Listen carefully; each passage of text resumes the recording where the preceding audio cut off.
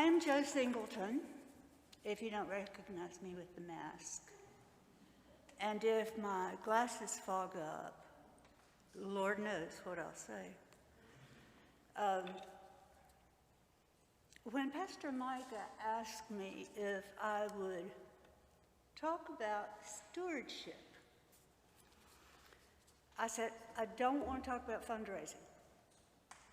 And he said, that's okay.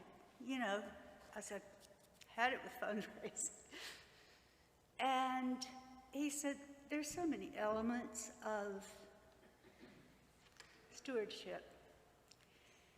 And so we started to talk, and one of the things that he mentioned was that you could talk about persons who have been very, very generous in your life and what you learn from them.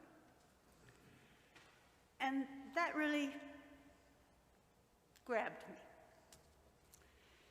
And it also made me think a great deal about how many people in my life have been generous to me. 35 years here in this church, I could talk about any one of you and your generosity.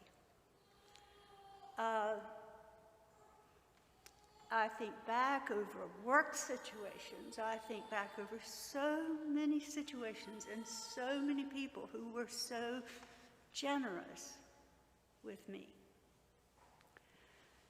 But I want to talk about the most generous person I ever knew, who was my mother. Irvin Laszlo says this: we need a star to follow. Following does not imply interplanetary travel. It means having a good compass.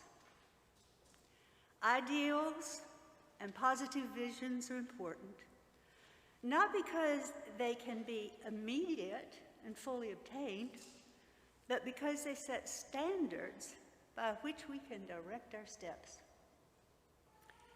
Well, let me introduce you to Mama. Her name is Lily. She was born in 1912. She married at 18 years of age to my father, Riley. She was the mother of 7 children. I can just see her now. White blonde hair, fair skin, light blue eyes, and she always wore bright red lipstick. I will insert here that she was no pushover. And when Harold came into the family and started calling her Lippy, because he said all he could see coming was her lips, I worried a bit, but she loved him, and she let him always call her Lippy. In my picture of her, she's holding a gift for a surprised recipient. Mama wasn't generous because she had a lot of material things to give. It was just because she loved to give. She wanted to give everyone something.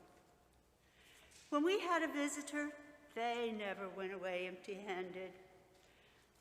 She'd say, oh, I gotta get you something before you go.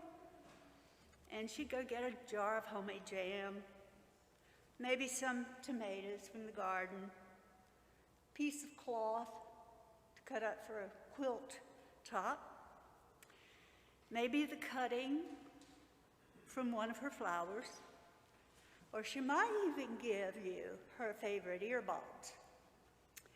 If her friend admired a pickle dish at lunch, it was washed and it went home with her. Additionally, she found ways to serve God in her church. She taught Sunday school to what she called her precious little ones. She attended Bible study. She visited the sick, and you can bet she always took food. She always tithed, and she made sure that every one of us had our Sunday school money. None of my many brothers and sisters or my dad ever questioned this, for it was as natural to her as breathing. Her response to a statement like, you may want to keep this, y'all might need it, would be, you can't give it all away. The Lord just keeps blessing us. Mama's generosity was authentic. It was never self-serving. She didn't do it to impress anybody. It was an outpouring of Christian love without regard to who they were or what their circumstances were. Now guess what? Her sons and daughters all turned out very much the same, as have their children and their grandchildren. The lessons I learned from Mama's generosity were these. Authentic generosity has to be taught, generation to generation. Generosity is a Christian duty and a learned discipline. Giving is a joyful way of life because that's how God designed us. We send a message across all barriers when we're servant leaders in our community, in the world, with outreach and engagement.